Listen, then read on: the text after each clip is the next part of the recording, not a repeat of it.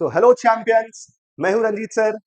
बच्चों, अब फाइनली आपका बोर्ड एग्जाम खत्म हो रहा है एंड हम लोग अब स्टार्ट करेंगे जेई मेंस के जो भी 26 में आपने पेपर दिए हुए हैं उसके ऊपर जो भी आपका चैप्टर वाइज जो क्वेश्चंस है जो आया हुआ है वो सारे मैं यहाँ पे डिस्कस करूंगा।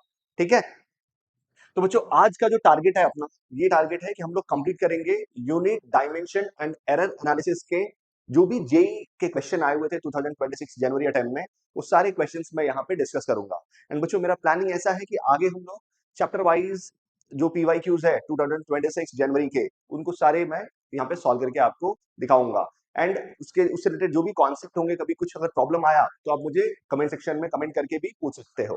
ठीक है, तो बच्चों चलिए स्टार्ट करते हैं। तो स्टूडेंट्स ये पहला समय, ठीक है, ये फर्स्ट क्वेश्चन है।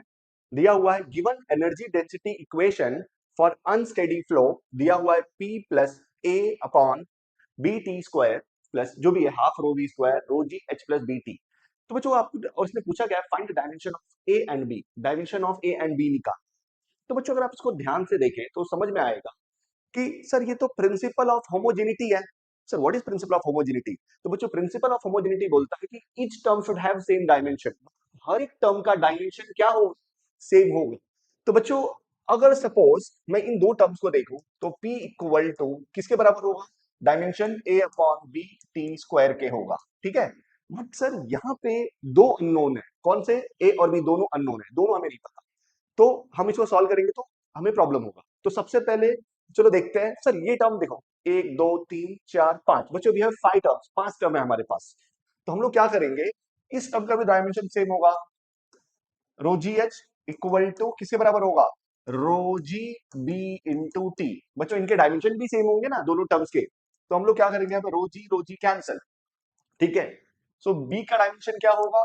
बी का डायमेंशन होगा बच्चों एच अपॉन टी। ठीक है, और एच का यूनिट है मीटर, हाइट है ना, एच मतलब हाइट, एंड टी हो गया आपका सेकेंड, तो मीटर पर सेकेंड। डायमेंशन क्या होगा बी का?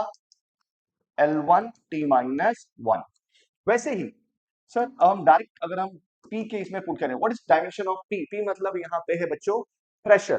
तो प्रेशर का क्या होगा? प्रेशर होता है फोर्स अपॉन एरिया। बच्चों फोर्स का डायमेंशन होगा L2 m, सॉरी बच्चों, L1 m m1 t minus to. ठीक है, अपॉन एरिया का क्या होगा? L2 होगा। एरिया मतलब मीटर स्क्वायर, तो L2। तो हम इसको फाइनली प्रेशर का डायमेंशन क्या होगा? 1 minus two minus one m1 t minus to. तो बच्चों हमारे पास प्रेशर का भी डायमेंशन आ गया। अब हम लोग इसको यहाँ पे पुट कर देंगे। देखो P की जगह पे पुट कर देंगे, क्या होगा? L minus one m1 t minus two. A का डायमेंशन बच्चों हमें निकालना है, बी का डायमेंशन ऑलरेडी हमें आ चुका है। तो क्या है B? L1 t minus one. ठीक है, और T2 मतलब टी मतलब यहाँ पे टाइम है, तो टाइम का सेकेंड होता है। तो यहाँ पे हम क्या लिखेंगे? Plus two. ठीक है, सपोज इसका मैंने लिख रहा है बच्चों, लिख रहा हूँ T2। क्लियर है? तो क्या हो जाएगा यहाँ पे? L minus one M1 t minus to. ठीक है, और इसका क्या हो जाएगा? L1, देखो minus one plus two one. ठीक है, इक्वल टू ए। तो ए का डायमेंशन फाइनली बच्चों क्या होगा? ए का डायमेंशन फाइनली होगा minus one plus one zero, M1 minus two plus one minus one. तो चेक करो बच्चों कौन सा डायमेंशन है ए का? M1 t minus one. ठीक है, तो सर यहाँ पे भी M1 t माइनस वन है, और बी का देखो L1 t माइनस वन। तो L1 t माइनस वन मतलब ये दोनों सही है बच्चों। देखो तो ए ऑप्शन का करेक्ट होगा। ठीक है, फिर भी बच्चों अगर आपको कुछ डाउट है तो आप मुझे कमेंट कर सकते हो, मैं जरूर रिप्लाई करूंगा। ठीक है, आई होप आपको ये सेकंड सम में दिख रहा हो। बच्चों सेकंड सम में क्या दिया, इसको अच्छे से पहले पढ़ो एक बार। Figure shows a ball falling in a viscous medium. एक बॉल है जो कि एक विस्कस मीडियम में गिर रहा है, with coefficient of viscosity eta. कितना दिया है coefficient of viscosity? Eta. If error in the measurement of radius delta R and that is measurement of terminal velocity is delta V दिया हुआ है। ठीक है, density of ball and liquid is exactly known. ठीक है, density of ball और liquid जो है मतलब नोन है, जानते हैं। Then fractional error in the measurement of ईटा। मतलब बच्चों अपने को यहाँ पे फ्रैक्शनल एरर का मतलब होता है रिलेटिव एरर निकालना है। किसका निकालना है? कोएफिशिएंट ऑफ विस्कोसिटी का। तो बच्चों यहाँ पे मुझे एक चीज जो और देखो यहाँ पे ऑप्शंस दिए हुए हैं, तो एक चीज आपको यहाँ पे समझेगा कि इसमें फॉर्मूला मतलब किसका दिया हुआ है, टर्मिनल वेलोसिटी का। किसका? Ball falling in a viscous medium with coefficient of viscosity eta, if error in the measurement of radius is delta r, then measurement of terminal velocity is delta v। What is terminal velocity का formula? तो बच्चों terminal velocity होता है, हम मैं इसको बच्चों VT बोलता हूँ टर्मिनल वेलोसिटी को, 2/9 r square g rho B minus rho L upon eta. मतलब r यहाँ पे रेडियस ऑफ स्फेरिकल बॉल है, g acceleration due to gravity है, रो बी यहाँ पे मैंने जो दिया है that is density of that ball और बॉडी, रो एल क्या है, डेंसिटी ऑफ लिक्विड, ईटा है कोएफिशिएंट ऑफ विस्कोसिटी। तो बच्चों अब यहाँ पे आपको फोकस करना पड़ेगा और देखना पड़ेगा कि एग्जैक्टली यहाँ पे क्या क्या कांस्टेंट है। तो बच्चों 2/9 कांस्टेंट है, मतलब टाइम पास कर रहे हैं, कांस्टेंट मतलब टाइम पास, ठीक है। बच्चों जी भी यहाँ पे कांस्टेंट है, तो उसको भी हम टाइम पास बोलेंगे। सर यहाँ पे density of ball and liquid ये भी मतलब चेंज नहीं हो रहा है, ये भी कांस्टेंट है, मतलब ये भी टाइम पास कर रहे हैं। तो बच्चों एक चीज हमें समझिए, और हमें निकालना क्या है, ईटा, राइट, ईटा। तो Vt is directly proportional to, मैं क्या बोल सकता हूँ बच्चों, Vt is directly proportional to R square by eta, ठीक है। अब देखो इन्होंने आर को बोला है डेल्टा आर चेंज होते हुए, और एरर जो दिया टर्मिनल वेलोसिटी में that is delta V not. तो मैं ईटा को यहाँ पे लेके आता हूँ क्योंकि हमें निकालना क्या है, fractional error in the measurement of ईटा, मतलब कोएफिशिएंट ऑफ विस्कोसिटी। सो ईटा क्या होगा, इज इनवर्सली प्रोपोर्शनल, ईटा यहाँ पे लेके आ जाओ, वीटी यहाँ पे is directly proportional to radius and inversely proportional to terminal velocity. यहाँ तक क्लियर है? अब हम क्या करेंगे बच्चों, इसको परसेंटेज एरर निकाल, सॉरी रिलेटिव एरर या फ्रैक्शनल एरर निकालना। तो delta eta upon eta equal to, बच्चों पावर में 2 देख रहे हो, तो 2 को आगे फेंक दो, आगे फेंक दिया, delta R upon R plus, बच्चों वीटी है ना जो, ये क्या होगा, डेल्टा वी नॉट दिया इन्होंने, क्या दिया है एरर को, delta V naught upon V naught, ऐसे, ठीक है। वी2 को क्या दिया है, वी नॉट। क्लियर है बच्चों? तो अब देखो कौन सा ऑप्शन इसमें मैच कर रहा है, चेक करो। फर्स्ट ऑप्शन बच्चों अगेन, ठीक है, बहुत इजी है, ठीक है, बस ध्यान से पढ़िए। चलो नेक्स्ट पार्ट पे चलते हैं। तो बच्चों नेक्स्ट टर्म यहाँ पे देखिए, बच्चों एक थर्ड सम क्या दिया है यहाँ पे, और ये सारे 2026 जनवरी अटेम्प्ट के ही सारे क्वेश्चंस है बच्चों, ठीक है, अप्रॉक्स 13 के आसपास कुछ क्वेश्चंस है। मैच दी फॉलोइंग, क्या दिया हुआ है, स्प्रिंग कांस्टेंट, तो बच्चों स्प्रिंग कांस्टेंट दिया और यहाँ पे उसके आंसर दिए हुए हैं, थर्मल कंडक्टिविटी दिया है, बोल्ट्जमैन कांस्टेंट दिया है, इंडक्टेंस दिया हुआ है, ठीक है।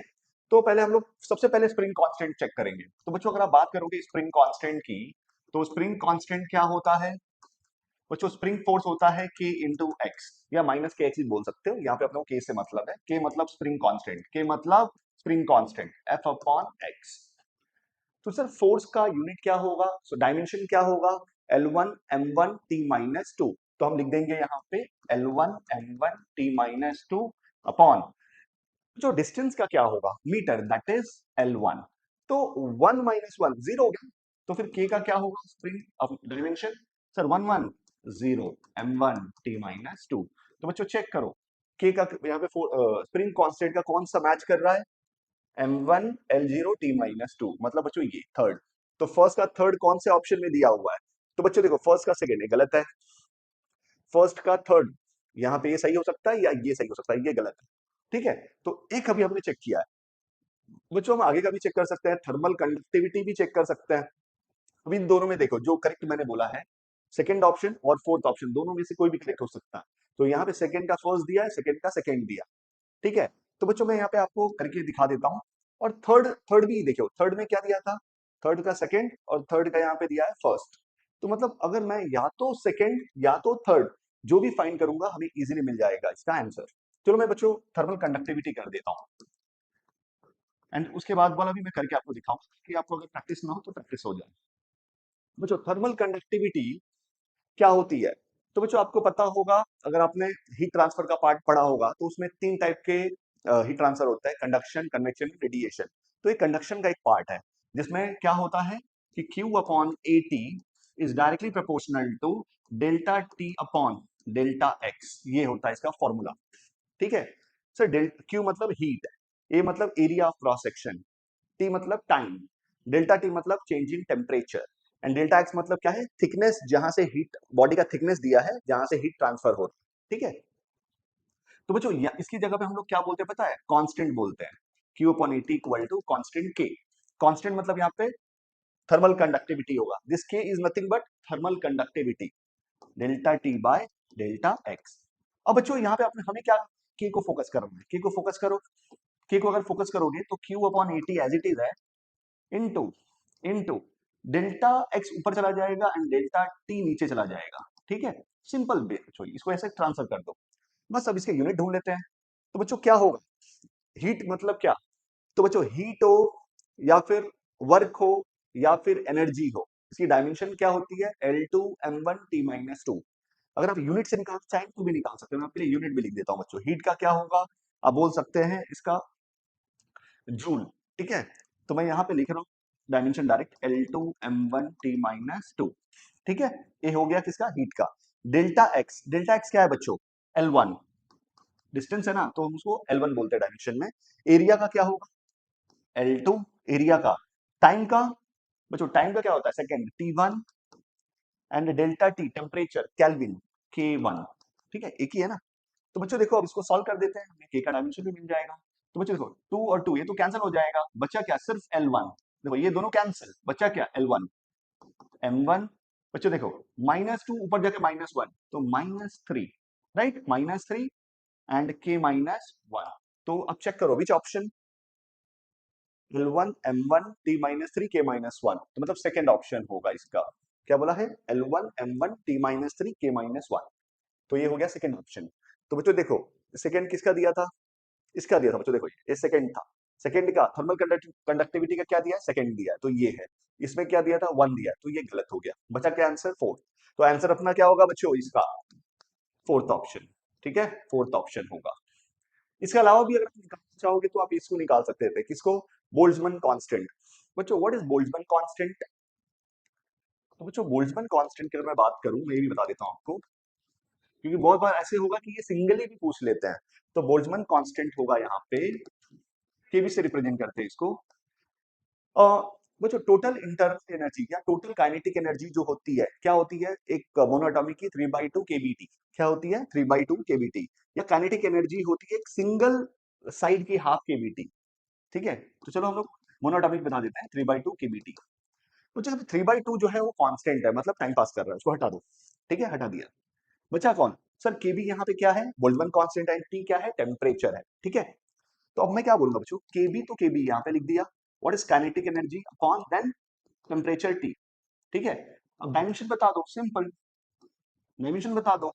तो सर काइनेटिक एनर्जी का, हीट का, वर्क का, L2m1t-2, तो लिख दो ना सीधा, L2m1t-2। और बच्चों ये टेम्परेचर है, ऊपर जाके टेम्परेचर है केल्विन, ऊपर जाके -1, समझे। तो यहाँ पे कौन सा ऑप्शन आ रहा है, चेक करो, L2m1t-2 K-1, थर्ड का फर्स्ट। तो देखो बच्चों थर्ड का फर्स्ट भी आ रहा है, ठीक है। एंड इंडक्टेंस का तो बच्चों आपको पता होगा, इंडक्टेंस क्या होता है, internal energy of, energy stored in magnetic field जो होता है इंडक्टर में, हाफ Li², उसके थ्रू आप इजिली इंडक्टेंस भी निकाल सकते हो, ठीक है। तो बच्चों ये भी क्वेश्चन यहाँ पे कंप्लीट होता है। आगे बढ़ते हैं, देखो बच्चों एक नेक्स्ट समय ये, इसमें क्या दिया हुआ है ये भी आप ध्यान से देखना, find the dimension of expression epsilon not E upon T. यहाँ पे आई थिंक थोड़ा प्रिंटिंग मिस्टेक है बच्चों, यहाँ पे epsilon not E and T R permittivity, electric field and time. बच्चों बच्चों ये तो आपको पता ही होगा कि एप्सिलॉन नॉट क्या होता है, परमिटिविटी ऑफ फ्री स्पेस, ई क्या होता है, इलेक्ट्रिक फील्ड, टी क्या दिया है बच्चों, टाइम दिया, ध्यान देना, टी मतलब टाइम दिया है। बहुत बार हम गलती से टेम्परेचर ना बोलते इसको, ठीक है, ध्यान देना इस पे। तो यहाँ पे क्या होगा, अपने को डायमेंशन चाहिए इसका, epsilon not E upon T का। तो बच्चों एप्सिलॉन नॉट ऐसे ही रखेंगे।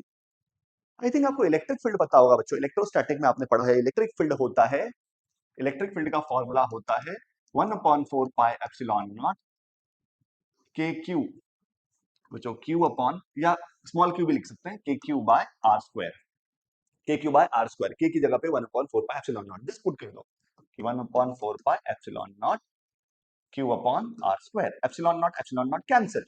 और बच्चों यहाँ पे जो दिया है दैट इज व्हाट, टाइम। तो इस टाइम टी को बच्चों मैं स्मॉल टी से भी रिप्रेजेंट कर सकता हूँ, मैं स्मॉल टी से रिप्रेजेंट कर, ठीक है। बच्चा क्या बच्चों, अब देखो चार्ज क्या है, चार्ज डिपेंड करता है करंट पे। तो I equal to Q upon T, क्योंकि current is a fundamental quantity. तो यहाँ पे I की जगह पे हम क्या लिख सकते हैं, I is Q by T. तो Q क्या होगा, I इंटू टी, समझ रहा है। तो यहाँ पे आप Q की जगह पे लिख दो I into T upon T into R square. बाकी सब टाइम पास कर रहे हैं बच्चों, 1/4 बाई कॉन्स्टेंट है, मतलब उनको हटा दो, ठीक है। टी टी कैंसिल, तो बच्चों आ गया ना। करंट का क्या होगा, व्हाट इज करंट, इसका एम्पियर होगा, और डिस्टेंस का मीटर होगा, मीटर स्क्वायर, ठीक है। डिस्टेंस आर, मीटर स्क्वायर इसके स्क्वायर। तो हो गया अपना डायमेंशन क्या होगा इसका, देखो डायमेंशन हो गया, क्या लिखोगे, तो सर एम्पियर और मीटर स्क्वायर, तो मीटर स्क्वायर L-2 होगा, क्योंकि डिनोमिनेटर ऊपर जाके -2, और ये होगा A1। तो चेक करो कहां दिया है, A1 L-2, A1 L-2, A option, ठीक है। क्लियर बच्चों, A1 L-2। तो आप फिर से ध्यान से देख लो इसको, मैं स्लाइड में हट जाता हूं बच्चों। नेक्स्ट इज,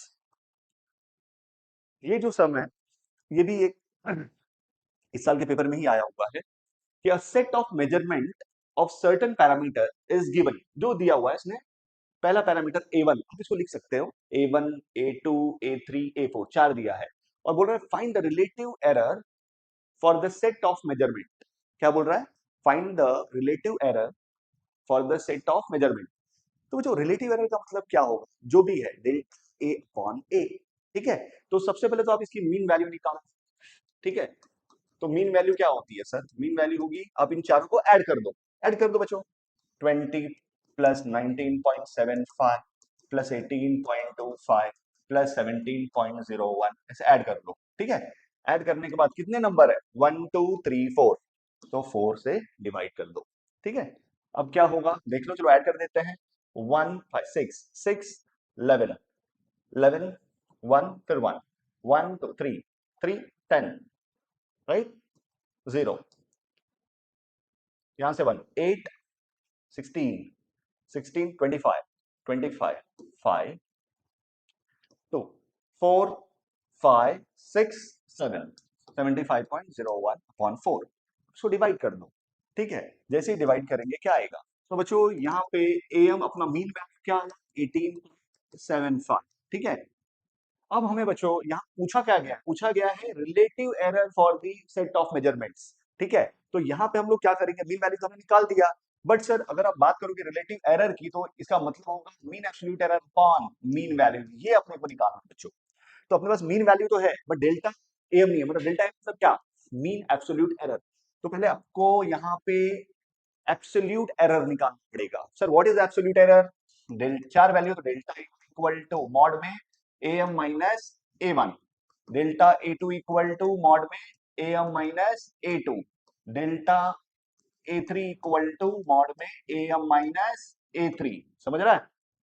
तो आप वैल्यू पुट करते जाओ बच्चों, what is am, mean value क्या है 18.75 माइनस, आपको दिख रहा है सभी, प्रॉपर क्लियर दिख रहा है ये, 18.75 माइनस फर्स्ट क्या था बच्चों 20, समझ में आया, तो 20 से जैसे ही आप माइनस करोगे तो क्या आएगा 1.25, ठीक है। माइनस में नहीं होगा क्योंकि मॉड में है, यहाँ पे क्या होगा 18.75 माइनस A2 कितना दिया 19.75, तो बच्चों 19.75 से अगर मैं इसको माइनस करूं तो क्या होगा, एक मिनट बच्चों, 19.75 मॉड में, तो क्या होगा 1, ठीक है। वैसे ही यहाँ पे क्या होगा, एम दिया है 18.75 माइनस A3 कितना है 18.25, 18.25, तो बच्चों क्या होगा 0.5। वैसे ही डेल्टा A4 क्या होगा, A mean value minus individual value क्या है यहाँ पे A4, तो क्या लिखेंगे, what is mean value 18.75 minus A4 is given 17.01, 17.01, तो बच्चों सब्ट्रैक्ट करेंगे तो क्या आएगा 1.74। तो बच्चों अब क्या सर, ये तो एब्सोल्यूट एरर आ गया, अब हमें क्या निकालना होगा, मीन एब्सोल्यूट एरर। तो बच्चों मीन एब्सोल्यूट एरर का मतलब क्या होता है, चारों को ऐड कर दो अपॉन जितने एरर है उनको ऐड कर दो अपॉन 4 इससे डिवाइड बाय 4 कर दो, ठीक है। तो बच्चों अगर आप इसको ऐड करोगे तो फाइनली हमें क्या मिलेगा, देखो बच्चों क्या क्या दिया है 1.25 प्लस 1 प्लस 0.5, 50 बोलो या 5 प्लस 1.74 अपॉन 4। तो बच्चों इसको आप ऐड करोगे तो क्या होगा? 1.5, 2.25, 2.25, 2.75, 2.75, 3.75, 3.75, 0.74, 4.49 के आसपास ये मिलेगा। ठीक है, फिर भी अगर आप भी कैलकुलेशन कर लेना, अपॉन 4 बच्चों डिवाइड करेंगे, बच्चों अप्रॉक्स ले रहा हूँ 1.12 के आसपास जा रहा है। क्या आ रहा है? अप्रॉक्स जा रहा है 1.12 के आसपास। ठीक है, तो बच्चों ये हो गया आपका मीन एब्सोल्यूट एरर। तो बच्चों बस फॉर्मूला में डाल देते हैं, इसमें पुट कर दो। तो क्या होगा यहाँ पे वैल्यू पुट करने पे? देखो, delta A M upon A M मतलब relative error for the given measurement is, what is delta? 1.12 upon 18.75। तो बच्चों इसको अगर आप डिवाइड करोगे तो मैं तो आपको सिंपली बोलूंगा 100 मल्टीप्लाई 100 डिवाइड कर दो, अप्रॉक्स डिवाइड करके आपको कुछ मिलेगा ये 0.06 के आसपास। ठीक है, तो सेकंड ऑप्शन। ठीक है बच्चों, यहां तक होने के बाद अब हम नेक्स्ट सम पे चलते हैं। बच्चों अब हमारा नेक्स्ट सम है, यहाँ पे next question is this, time taken to achieve, time taken to achieve, time taken to achieve terminal velocity. बच्चों टाइम दिया है इन्होंने, देखो यहाँ पे एक्सप्रेशन भी दे दिया है, टाइम का दे दिया है टी, अचीव टर्मिनल वेलोसिटी। तो terminal velocity bye depends on, by body depends on, किस पे डिपेंड कर रहा है? तो सर डेंसिटी ऑफ मटेरियल रो पे, रो दिया है, यस दिया हुआ है। डेंसिटी ऑफ लिक्विड सिग्मा दिया है, रेडियस ऑफ मटेरियल आर दिया है यहाँ पे, विस्कोसिटी ईटा। ठीक है, तो बच्चों को फाइंड क्या, फाइंड करना है v प्लस सी अपॉन ए प्लस डी। तो बच्चों ये एप्लीकेशन ऑफ डायमेंशनल एनालिसिस जो है उसके ऊपर बेस्ड है। तो चलो इसको सॉल्व करते हैं। तो बच्चों इन्होंने क्या दिया है, t जो है टाइम डायरेक्टली प्रोपोर्शनल किस पे है? डेंसिटी पे, मटेरियल के रेडियस पे, कोएफिशिएंट ऑफ विस्कोसिटी पे एंड डेंसिटी ऑफ लिक्विड पे। और बच्चों पावर दे दिया इन्होंने ए बी सी और डी। बच्चों जो इन्होंने दिया वही हमें लेना है, तो मैंने वही ले लिया। सिर्फ इक्वल टू कांस्टेंट नहीं ले रहा हूँ, इक्वल टू के लिखने की कोई जरूरत नहीं है यहाँ पे, हमें हमें जो ऑप्शन चाहिए वो इसके डायरेक्ट भी आ जाएगा। तो बच्चों टाइम का डायमेंशन मुझे पता है, सभी को पता है, यहाँ पे क्या होता है L0 M0 T1 equal to constant के, यहाँ पे मैं नहीं लिख रहा हूँ। डेंसिटी क्या होती है? तो सर डेंसिटी होता है मास अपॉन वॉल्यूम, मास का केजी, वॉल्यूम का मीटर क्यूब। तो हम लोग यहाँ पे क्या लिखेंगे? मास अपॉन वॉल्यूम, तो केजी पर मीटर क्यूब L-3 M1। ठीक है, पावर में है इसलिए ए लिख दिया। बच्चों रेडियस क्या होगा? डिस्टेंस है मतलब मीटर, मतलब L1, पावर में बी है इसलिए बी लिख दिया। बच्चों ईटा क्या है? What is eta? ईटा मतलब होता है बच्चों कोएफिशिएंट ऑफ विस्कोसिटी, जिसकी यूनिट होती है न्यूटन सेकेंड पर मीटर स्क्वायर। तो बच्चों मैं यहाँ पे साइड में इसका भी डायमेंशन बता देता हूँ, न्यूटन सेकेंड पर मीटर स्क्वायर। मुझे पता है, आपको पता है कि न्यूटन का डायमेंशन क्या होता है, बताओ? L1 M1 T-2। ठीक है, सेकेंड का टाइम T1, मीटर का L होता है 2 है, क्योंकि यहाँ पे स्क्वायर दिया हुआ है। तो बच्चों देखो 1 - 2 -1 M1 -2 + 1 -1। तो बच्चों यहाँ पे अगर देखें तो हमें इजीली पता चल रहा है कि coefficient of viscosity is L-1 M1 T-1। तो डायरेक्ट यहाँ पे पुट कर दो, तो क्या लिखेंगे? L-1 M1 T-1, पावर में क्या दिया है? C। तो हमने यहाँ पे पावर में देखो बच्चों C ले लिया। ठीक है, नेक्स्ट है सिग्मा इज व्हाट? बच्चों L-3, सिग्मा भी यहाँ पे डेंसिटी है, तो डेंसिटी क्या होती है? मास अपॉन वॉल्यूम,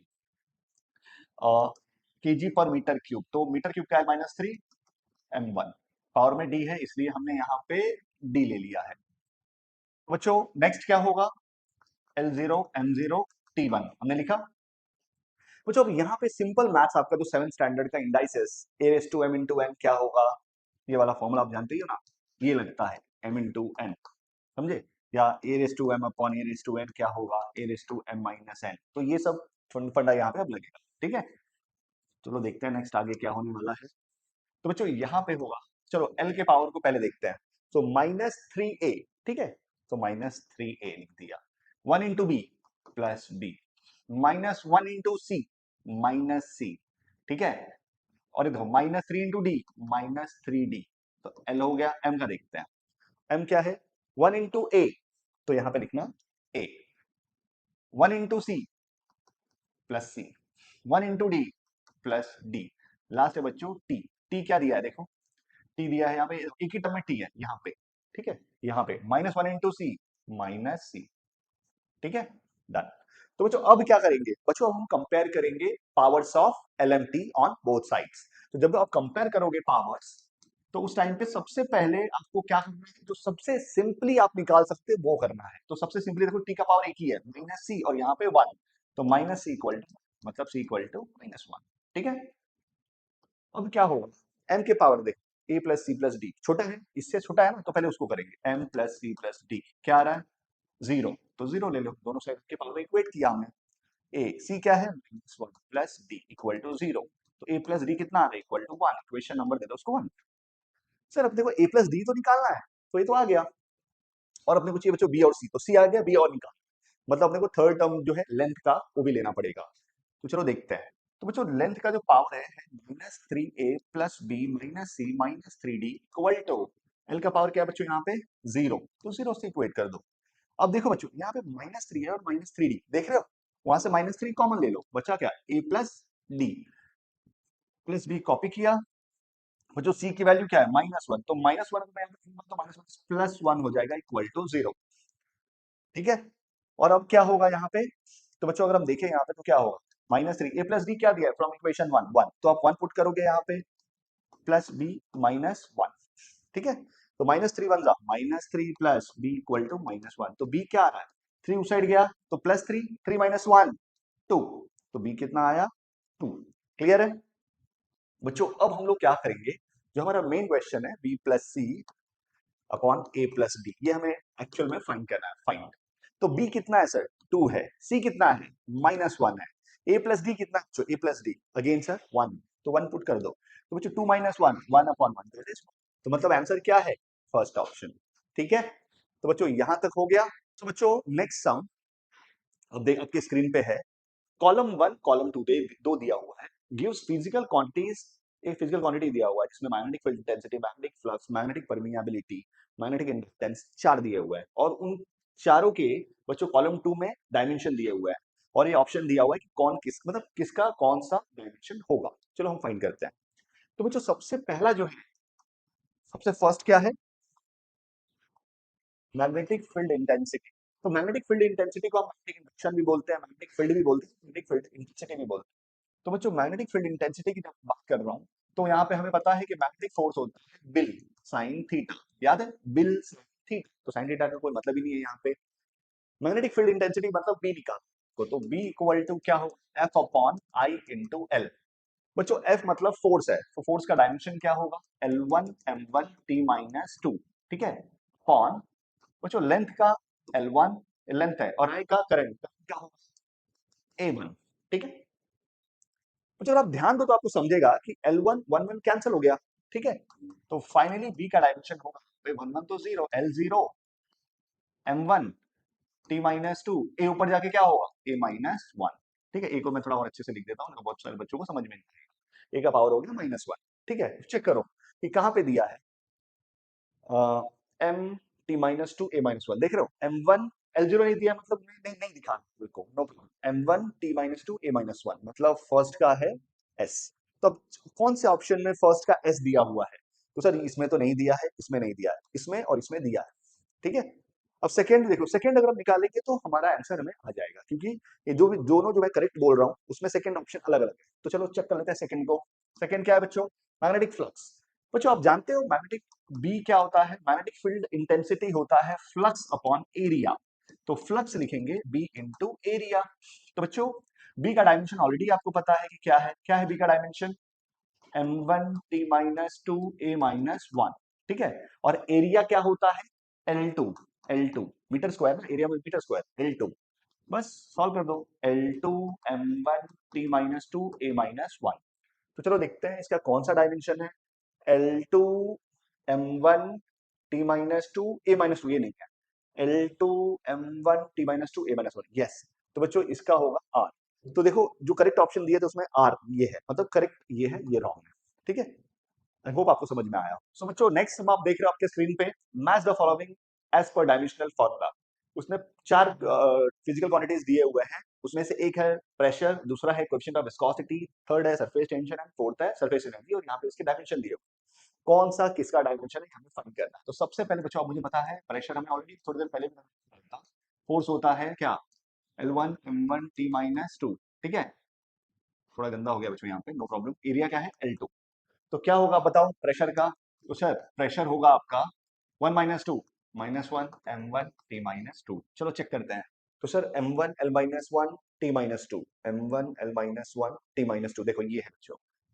तो ये फर्स्ट का आर होगा। चलो चेक करते हैं फर्स्ट का आर किसका दिया, ये दो तो ऐसे ही गए, बचा ये दोनों। चलो अब सेकंड फाइंड करते हैं बच्चों, सेकंड भी सेम ही है। थर्ड चेक करते हैं, थर्ड, ठीक है, सरफेस टेंशन। तो बच्चों थर्ड क्या है, सरफेस टेंशन। तो सरफेस टेंशन को चेक करते हैं। सरफेस टेंशन क्या होता है, तो बच्चों फोर्स पर यूनिट लेंथ, ठीक है, तो ये न्यूटन और ये मीटर।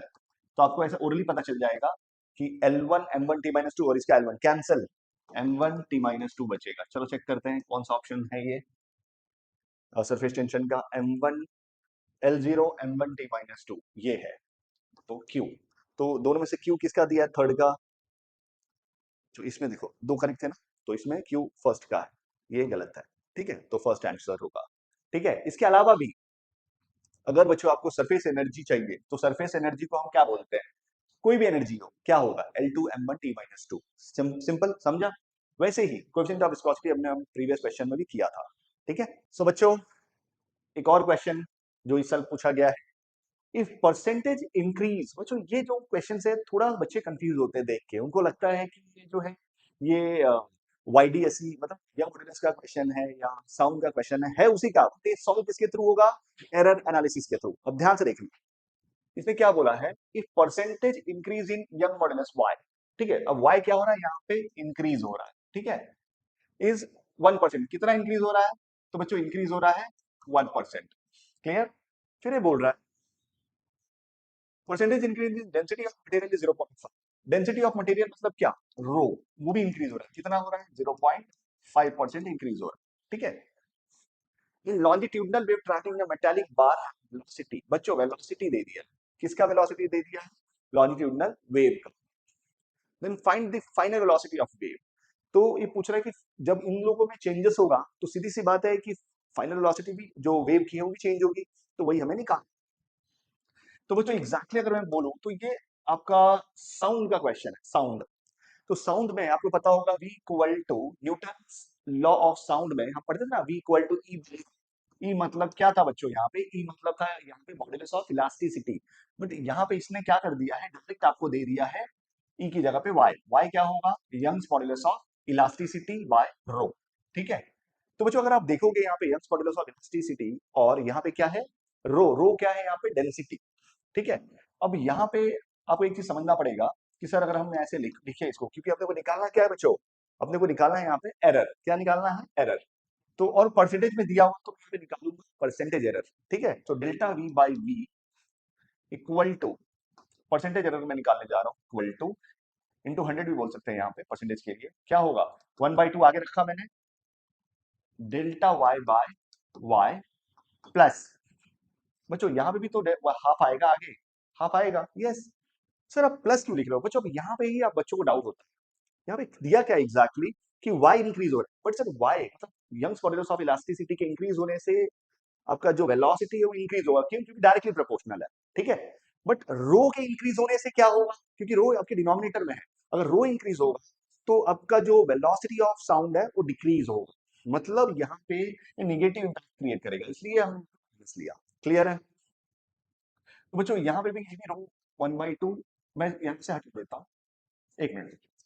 हाफ मैंने पहले बाहर ले लिया था, डेल्टा वाई बाय वाई, फिर यहाँ पे क्या लिखा, माइनस, माइनस क्यों लिखा मैंने आपको ऑलरेडी बताया, डेल्टा रो बाय रो, यहाँ पे भी 1/2 लिखा, ठीक है, इंटू 100। अब बच्चों आप इंटू 100 कर रहे हो मतलब क्या, कि मतलब वो इंटू 100 करने में परसेंटेज वैल्यू डायरेक्ट पुट कर पाएंगे, तो चाहिए तो हाफ में कॉमन ले लेता और डेल्टा वाई बाय इंटू 100 की जगह 1% मैंने पुट कर दिया, माइनस इसका क्या हुआ, सर इसमें भी दिया हुआ है 0.5, तो 0.5 पुट कर दिया, ठीक है। तो फाइनली क्या हो रहा है बच्चों, देखो हाफ इंटू 1% माइनस 0.5% क्या आ रहा है, 0.5%, ठीक है। And delta V upon V, V क्या था बच्चों, वी क्या है 400 है, 400, ठीक है। तो अगर मैं बच्चों यहाँ पे इसको ट्रांसफर करता हूँ तो ये वैल्यू क्या देगा, देखो आप, तो 0.5 इंटू 400 अपॉन 2।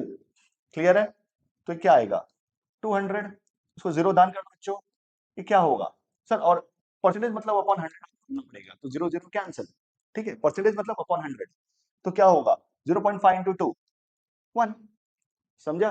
तो बच्चों ये 1 मीटर पर सेकेंड इंक्रीज हो रहा है। कितना इंक्रीज हो रहा है? 1 मीटर पर सेकेंड। मतलब अब फाइनल वेलोसिटी ऑफ वेव क्या होगा जब आपका यंग मॉड्यूलस 1% एंड डेंसिटी आपका 0.5% इंक्रीज हो रहा है?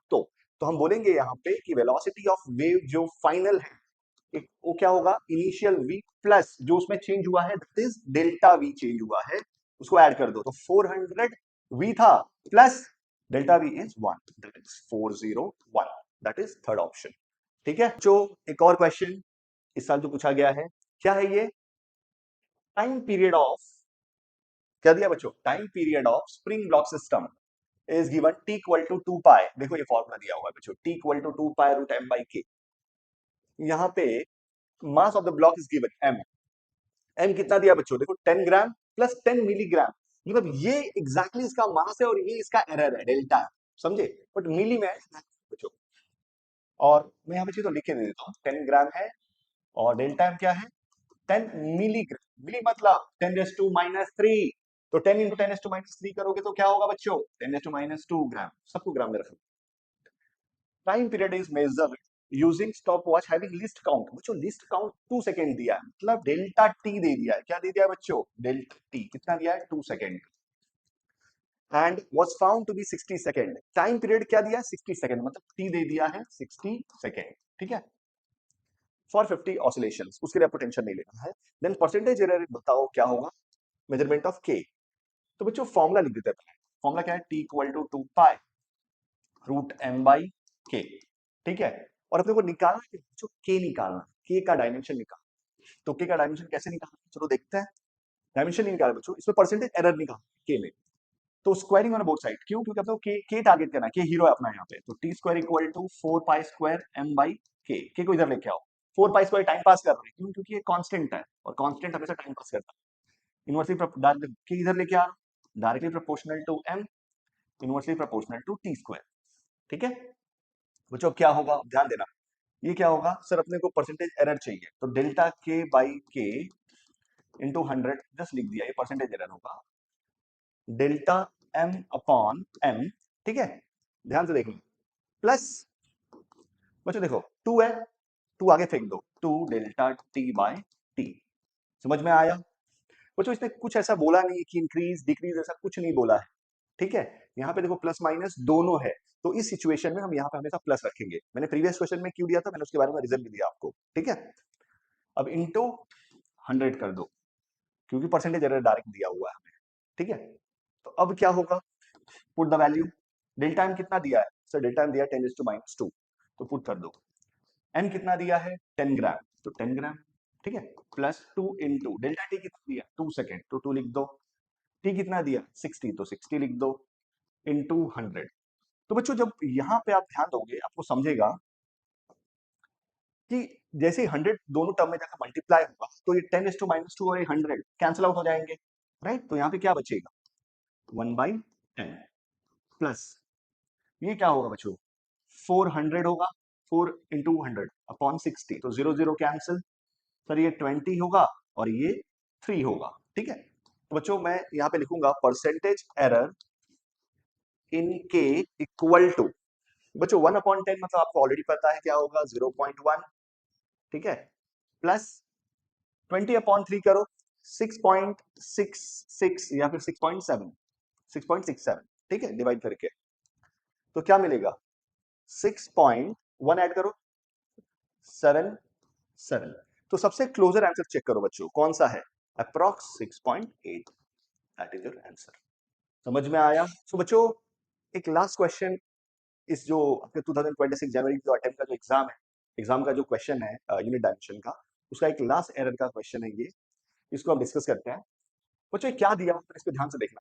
In case of capillary action, क्या दिया है? In case of capillary action if surface tension of liquid, surface tension T लिख सकते हैं, of liquid, radius of capillary and density of liquid, suppose rho दे दिया मैंने, डिक्रीजेस बाय 1%। बच्चों ये इंपॉर्टेंट है, ध्यान में, decreases by 1%। Then percentage change in height of liquid level inside the capillary.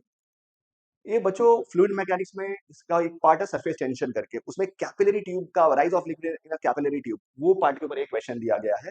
बहुत सारे लोग इस क्वेश्चन को देखकर समझेंगे कि ये क्या है, ये है फ्लूइड मैकेनिक्स का है। तो ये टॉपिक फ्लूइड मैकेनिक्स का ही, आपको फॉर्मूला आना ही चाहिए उसका, बट इसमें अप्लाई करना है आपको एरर एनालिसिस, ध्यान से देखना। तो बच्चों जब मैं देख रहा हूँ यहाँ पे कि then percentage change in height of liquid level inside capillary, तो बच्चों आपको फॉर्मूला याद है इसका, 2t cos theta, upward force था रो जी एच आर, ये फॉर्मूला था इसका फॉर्मूला आपको याद होना चाहिए। क्या था? 2t cos theta. अगर आपको चाहिए होगा तो मैं इसके ऊपर एक वीडियो बना सरफेस टेंशन फ्लूइड मैकेनिक्स का बोल के, आई थिंक सेकंड या थर्ड वीडियो ही होगा, देखना उसमें मैंने इसके डेरिवेशन करवाए हुए, ठीक है। तो 2t cos रो जी एच आर। तो हमारा फोकस क्या होना चाहिए सर, यहाँ पे हाइट के ऊपर फोकस होना चाहिए। किसके होना चाहिए बच्चों? हाइट के ऊपर। तो हाइट क्या दिया है sir? 2t cos theta upon rho G, ठीक है। कुछ अब देखो इसमें टाइम पास कौन करता है सर, आप किसको बोल रहे हो टाइम पास करना, मतलब तू टाइम पास करना, कांस्टेंट है, कांस्टेंट टाइम पास कर, cos थीटा टाइम पास कर रहा है। और क्या है जो इसने दिया, सरफेस टेंशन काम का है क्योंकि चेंज हो रहा है, रेडियस आर काम का है, डेंसिटी रो काम का है, बट जी नहीं दिया तो जी टाइम पास कर रहा है, समझे बच्चों। तो H is directly proportional to T and inversely proportional to rho and, clear है। तो बच्चों हम कैसे बोल सकते हैं यहाँ पे, ध्यान से देखना सर। अब यहाँ पे अपने को देखना है कि जो टेंशन टी है या रेडियस आर है या डेंसिटी रो है, ये सब डिक्रीज हो रहे हैं। कितने से डिक्रीज हो रहे हैं सर? 1% से। तो बच्चों ये जितना डिक्रीज हो, डिनोमिनेटर जितना डिक्रीज होगा, मतलब रो और आर अगर डिक्रीज हो रहा तो एच को फायदा होगा, डिक्रीज होगा। क्यों? क्योंकि डिनोमिनेटर डिक्रीज होने पे वैल्यू बढ़ेगी ना। बट टी के डिक्रीज होने पे, टी के डिक्रीज होने पे एच का नुकसान है, क्योंकि डायरेक्टली प्रोपोर्शनल है तो एच भी डिक्रीज होगा। समझ में आया? अब ये अगर पॉइंट क्लियर है आपको तो आपके लिए सम बहुत इजी हो जाता है। तो हमें क्या निकालना है बच्चों? Percentage change in height H equal to, ध्यान देना फॉर्मूला यही है बच्चों अपना इंपॉर्टेंट।